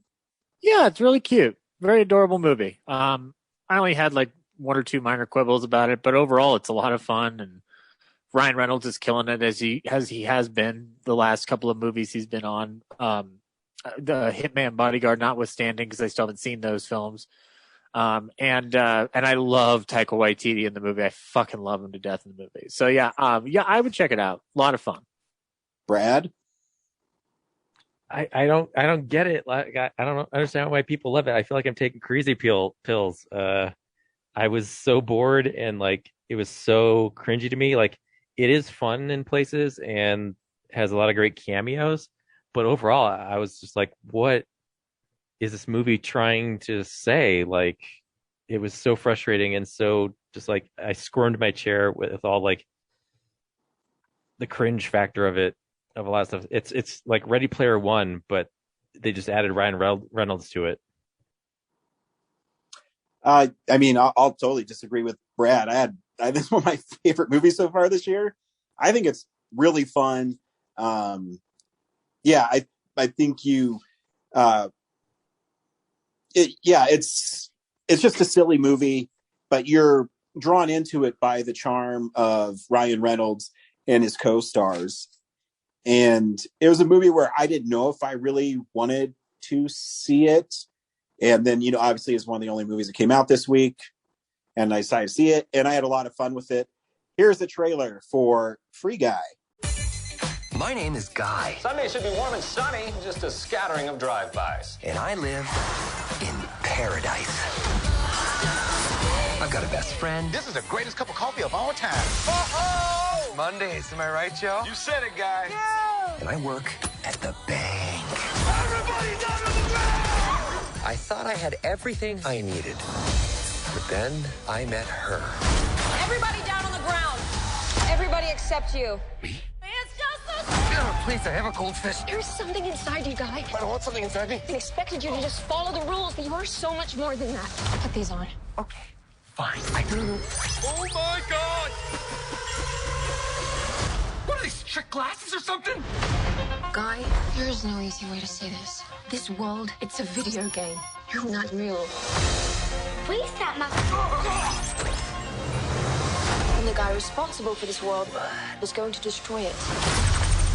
You've met God? Yes, he's an absolute troll. Trolls exist. Buddy, if we're not real, doesn't that mean that nothing you do matters? I am sitting here with my best friend trying to help him get through a tough time. Now, if that's not real, I don't know what is. I know this world is just a game, but this place, these people, that's all I have. So I'm not going to be the good guy. Thanks, Guy. I'm going to be the great guy. Well, enjoy your lifetime supply of virginity. Off you go. This whole good guy routine is ruining the game. Woo! Terminator. It's the first time I've ever driven a car before. I really wish you'd mention that. Yeah. Yeah. Come on! That actually hurt my hand. We can save our world, but we have to fight together. I don't know what's happening right now, but I love it. Time's up, bank teller. Whoa.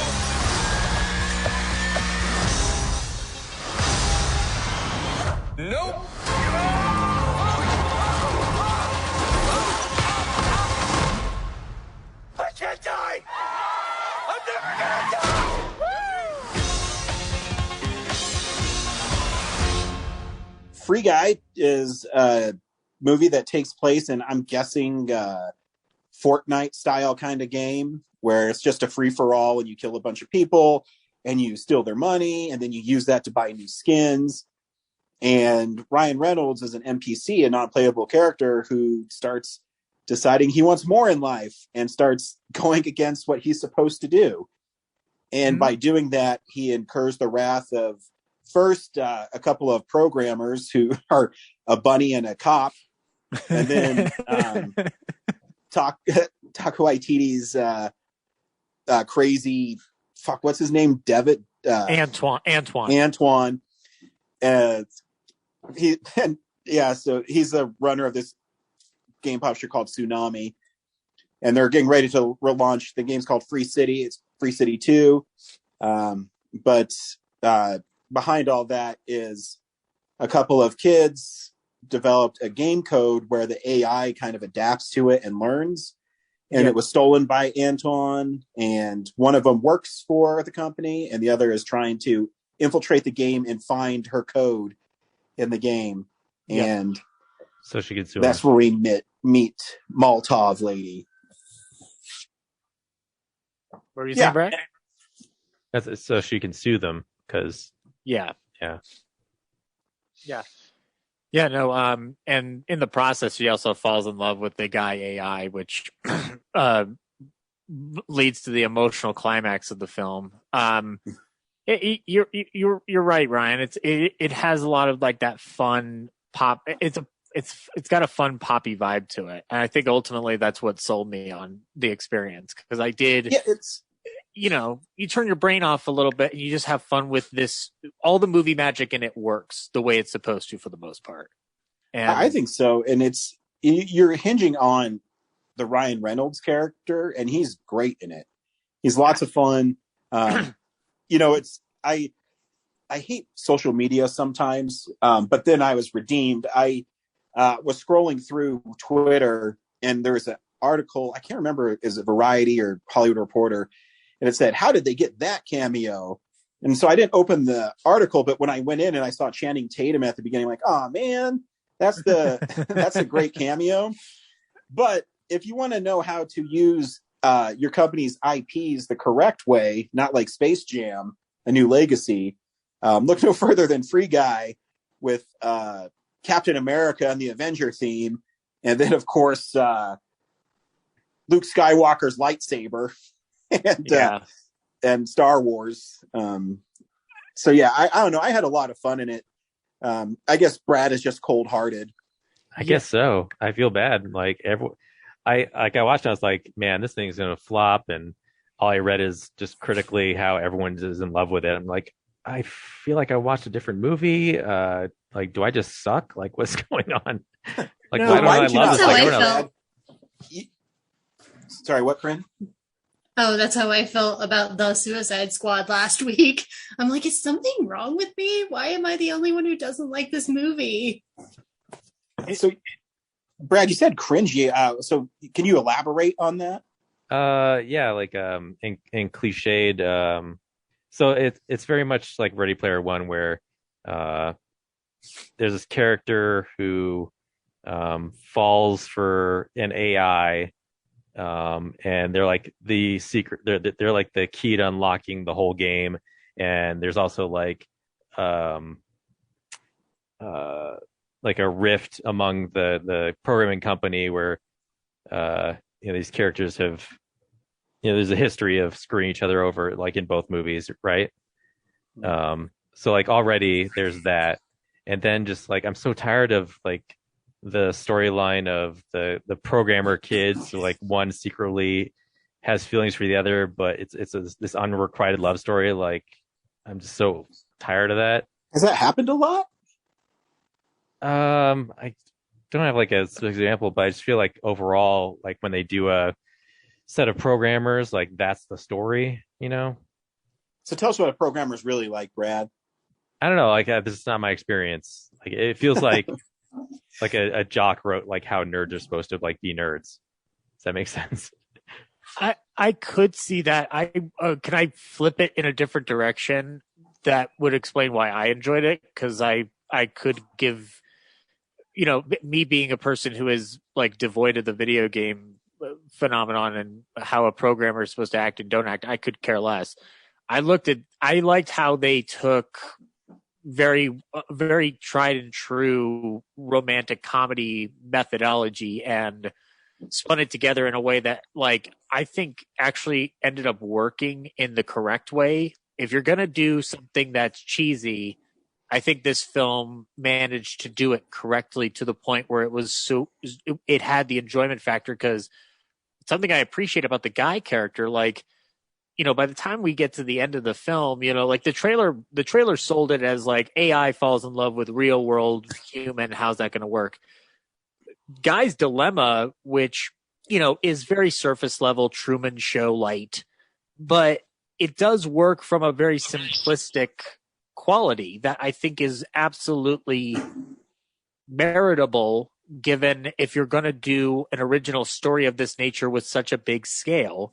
Like, it does get all the beats that it needs to correctly. Like, Sean Levy's good at this, because if you watch Real Steel, like, he employs similar methodology.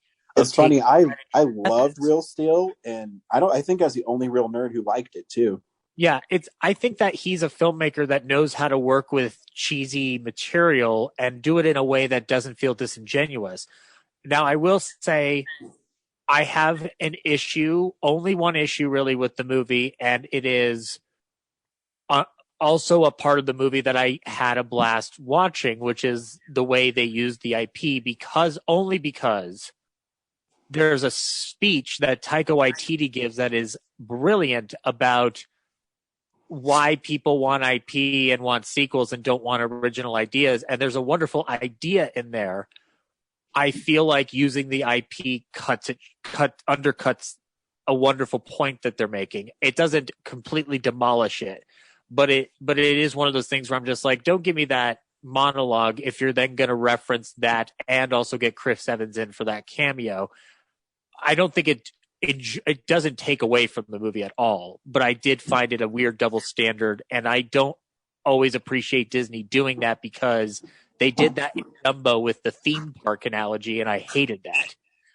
But outside of that, I love that at the end of this movie, it's just Guy like gives that wonderful speech about like, okay, I'll say it for you. Like, Guy, you're wonderful, and I love hanging out in this world with you, but I can't live in this world forever. Like, he just gives the speech that she would give to him. And his ultimate like happy ending is he gets to hang out with his best friend again, and they just get to go do whatever the fuck they want. Like, there is something charming and heartwarming about that, but I could understand if it feels disingenuous. No, you don't understand. Brad's wrong. Was there a post-credits scene to this movie? Because my theater just ended the show at the credits for me. No. Okay. Because I totally felt like a movie I should have one. Like yelling at me, he's like, "Dad, let's go." See, he thought it was stupid too. No, Kellen loved it, and he laughed really hard at the part where he's like, "Good fucking morning, Goldie." That's the other thing is too. Like, I felt like I went to this movie thinking it was like a kind of a teenage level, like rated movie, and it's like all over the place. Like, there's sometimes cartoonish violence, sometimes there's like horrible realistic violence. There's an F-bomb, there's this general silliness. Like, I kept thinking in my head, like, what is this movie actually rated? Because I'm not sure anymore. Like, is it R? Like, and I missed it. No, it's PG-13. They get like, the one fuck in. There's some like crude double entendres to like sexual acts. Like, I'm like, this can't be a kids movie, right?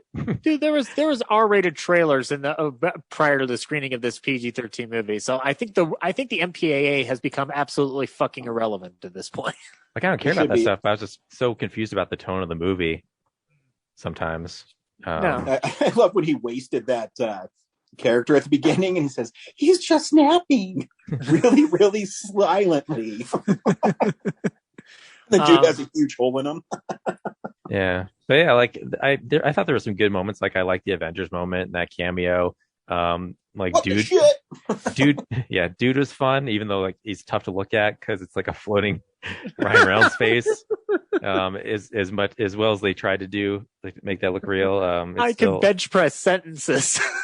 Yeah, the Star Wars part's kind of fun, but yeah, I don't know. Just everything else just seemed like just too corny to me.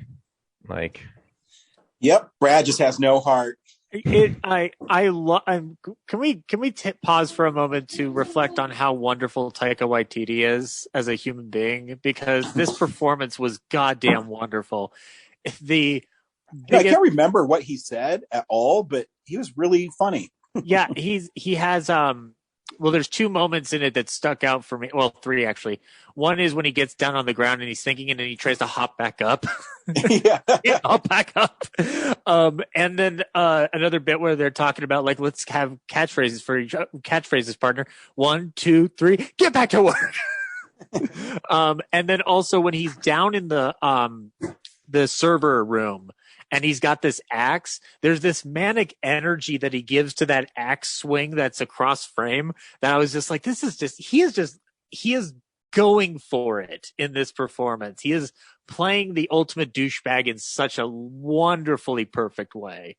Like the moment I got done with it, I was just like, man, I'm going to rewatch Jojo Rabbit tonight to just watch Taika Waititi be fucking brilliant on screen. He's just magnificent. And I loved Channing Tatum's cameo. I thought that was absolutely funny, intercutting with his actual user and that user's mom yelling, "You're 22 and you live in my house. There is no God." It was wonderful, magical stuff. So yeah, and Little Ray Howard's good in it too. Very good. Oh yeah, he's awesome. Yeah. But yeah, I get it, Brad. I totally get it. But I guess just Ryan and I just like our cheesy movies every so often. You know what? Screw you too. Oh, you know, I like screw you, Brad. Screw you. You don't like happy things. You think this is happy? This movie's a slog. You know what? I gave it 2 stars. I'm going to bump it down to 1 star. Screw you guys. And I'm going to drop it to the bottom of my list for the year. No! It's going. Here, Kellen wants to tell you about Free Guy. Kellen, what was your favorite part about Free Guy? So the guy said good morning to Goldie 3 times. And then there was one part where he ran across the bridge and he made it to the island. Yep. Dang right, he did. And that's what happened in Free Guy. I'm going to put it right under separation. Good morning, Goldie. Oh, that is completely that good is morning, mean, Brad. Good fucking morning, Goldie. I love when he says that. That's Kellen's favorite part in the movie. Good morning, Goldie. Good morning, Goldie. He's looking at me like he's going to say it, but won't. I'm looking for the okay from Daddy. Yeah. He's looking for the approval button there, Ryan. He doesn't want to get in trouble. I had this under old and above spiral, but now it's going under separation because you guys suck. Again, you are a monster. You are an absolute monster, young man. Or you're older than me. Never mind. Well, I guess just learned that some AIs can't learn feelings. Wait, is Brad an AI? Yeah, because he's so robotic with his emotions. Brad Bot. And I know stuff about robots because I said old was robotic. So there. Yeah. Yeah. I'm not giving you. This country's gone insane. Everyone hates Suicide Squad but loves Free Guy. I can't do this anymore. Brad, I love them both. See, there's room for everybody. Well, you must have a brain parasite. Brad, I hope you step off that ledge, my friend.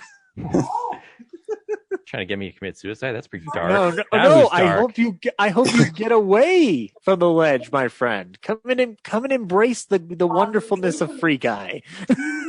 Again, this movie. You clearly don't know anything about Third Eye Blind because people misinterpret their lyrics all the time. Oh, okay. Then clearly I don't. I'm not a music guy by any stretch. Me neither. I don't know. I'm just making that up. I know the first one's like about heroin or something. I don't. Their main one. I love how Brad's review of Free Guy started with, "I think I'm taking crazy pills," and it's ended with, "I don't know much about Third Eye Blind." The trajectory is amazing. But yeah, again, like I said, I addressed my quibbles with it. I don't like when Disney does the self-referential thing to try to make some kind of intelligent point that it has no right making, considering what their bread and butter is at this point. But I can't imagine this movie trying to be that deep. It's so superficial and dumb. And and it was made before the merger, so yeah, that's true. And it's so like I think that there is like this, but there is something like, because the surface level works so well, like you don't have to breathe too much into it. I did love the idea behind toxic gaming culture being addressed in it, and I don't know much about the inner workings. I know there's volatility across the board in certain respects, but there's also positive gaming influences out there. And so I liked the idea of all the NPCs having enough of it and leaving all these players who are so dedicated to a violent conquest being left in the dirt with nothing to do. Like, I mean, I don't care about what you do in a video game, but like the idea behind it is really interesting to do, because in a lot of ways, I'd say this is my favorite video game movie because it addresses what video games are at this point and what they can be, and isn't trying to be disingenuous to an IP they're trying to adapt into a movie. So like I give it a lot of respect for what it does get right, even if it gets a few small things wrong. Yep. I wish the movie was that. Instead, they gotta be like, I'm gonna have the programmer fall in love with her own code, and then realize it's actually her platonic friend's code. Ooh. Hey, Ryan, that's a wonderful moment in that movie. Do you want to come with me to the movie theater and rewatch Free Guy again? You know it. I got to get all the references for the cringeworthy saccharine moments. Woohoo! Let's go. I'm buying the popcorn. It'll be my fantasy. You guys are dicks. I'm done with the show. Is this the part where you say bye? Next week, we do have a choice again. The Hugh Jackman thriller Reminiscence is coming out. Woo! Nostalgia. As is The Night House, which is some horror movie. I don't know what you guys want to watch. Maybe I'll let our fans decide. We actually have 4 choices. Yeah. I mean, one of them, Don't Breathe 2's out, but I don't think we're all into that. No. And then The Protege is also out. The Protege. The John Wick with Kick-Ass Chick one, right? Michael Keaton, yeah. Oh yeah, Michael Keaton, Maggie Q, and Sam, and my beloved Sam Jackson, yeah. But you know what? Maybe I'll put it out in the social media world, and they can choose for us. Yeah, I think it's a good one for people to vote for us. A lot of options. Yeah, I'm curious about that Reminiscence one. Like, yeah, the trailer has me hooked. I'm kind of just indifferent on all 4, so whatever we end up choosing. Yeah. Sure, whatever. I mean, it looks like there's no free.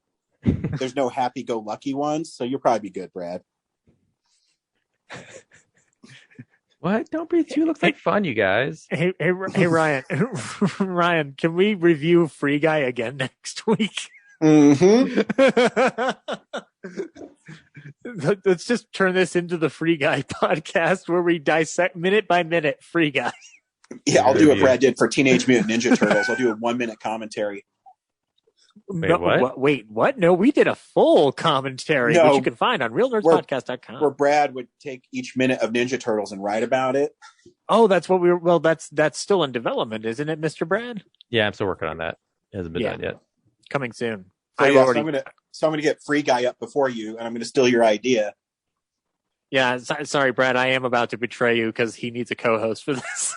You guys suck. Putting all this work into this shitty movie. You should be putting it into Suicide Squad or something. You know how you can get revenge on me? Just start your own Golden Age Hollywood podcast. I'm going to make the Realer Nerds podcast. The Realest Nerds. Is that your backup Suicide Squad in case where the first one was just a distraction to get on the beach?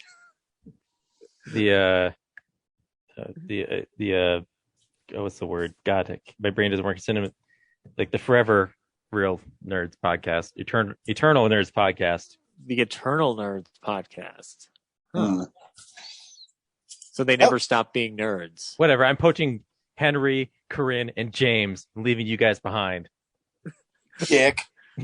Wow. Do I even have a choice in this? No, you don't. Just Fred dragging Corinne. You're not a senior member. You get nothing.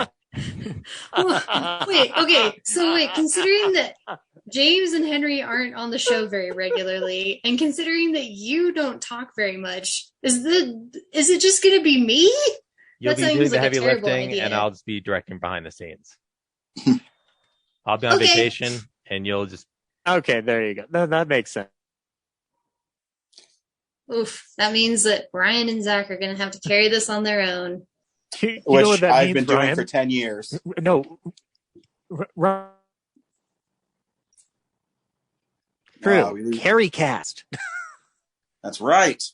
Zach just cut out a bunch. Just goes to show you he's not up to the task of running the show.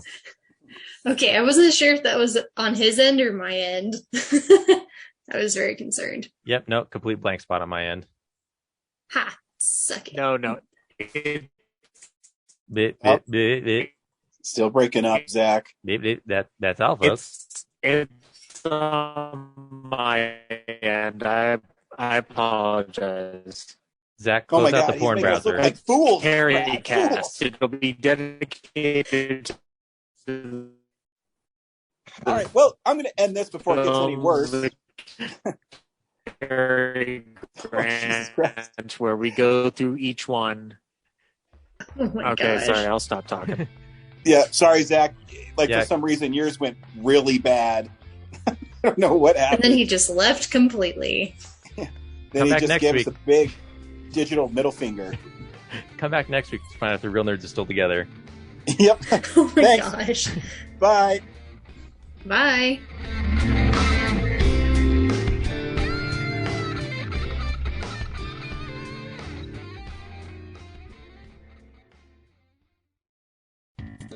Thank you for listening to this episode of Real Nerds Podcast. Real Nerds Podcast is a production of Nebulous Visions Multimedia. Thank you to Sparks Mandrill and Plan 9 Studios for our kick-ass theme song. Also, if you're in the Denver area and you're looking for a cool place to see movies, we see them at the Alamo Draft House in Littleton and now also in Sloan's Lake. Thank you to Colorado Coins, Cards, and Comics for supplying us with all our comic needs, especially you, Andrew. You know who you are. And a big shout out to James's mom. I'm giving you an electronic hug that you can feel through the airwaves. Thanks for listening, and have a nice day.